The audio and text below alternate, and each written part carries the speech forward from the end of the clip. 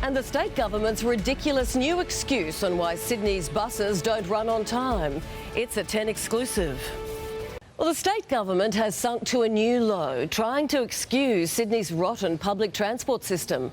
Not only is it changing the timetable rules to plaster over the cracks, it's given us one of the most remarkable explanations we have ever heard for why buses don't run on time. Well, Josh Murphy is always on the state government's case when it comes to transport issues. And Josh, what spin is the minister peddling this time? Well, Sandra, you may find this hard to believe, but we can reveal tonight that a Sydney bus is classed to be on schedule even if it leaves the bus stop 2 minutes before its timetable. Now, essentially, that means otherwise on-time passengers are missing buses which leave early. Now, while that is not officially allowed, the excuse that we were given today is that it acts as a buffer in case the bus driver's watch is faulty. So desperate are some commuters to hail the bus, this man stood on the road and checked emails. We might be able to explain why they're leaving ahead of time and leaving a lot of passengers behind. You're on the other side of the street and you're waiting for the lights to change to cross the road, and they pull up and drive away. Early? Early. And how many times have that happened to you? Probably more often than they were late. Thus, the reading material.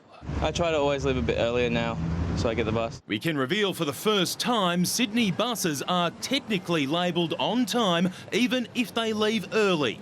The old definition was simply a 5-minute window. That's now been pushed to 6 minutes, with a bizarre 2 extra minutes allowed for leaving before the timetable, and commuters are noticing. It's just really hit and miss. I won't go on the schedules really. To allow a bus to leave early when there are people who are expecting it to be on time and are timing their arrival for a bus leaving when it says it's going to, simply to pad out the statistics for on-time running for the government is unacceptable. So just how can a bus be on time if it leaves early?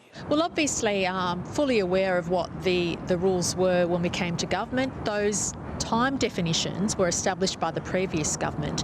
Despite the more generous definition of what is an on-time bus, it's failing to lift performance on paper, with many Sydney regions 1 in 10 services still running behind time. We expect all of our operators, including the STA, to lift their game when it comes to customer service. To avoid the waiting game. Now, at this stage, the Transport Minister didn't indicate there'd be any changes to the definition of an on-time bus. She did say, however, that there are heavy penalties in place for bad service, whether that includes turning up to a bus on time and it not being there. She didn't say. Sandra. Josh, a digital clock for bus drivers on the buses might make everything a lot easier, but maybe that's just too simple. Thanks, Josh.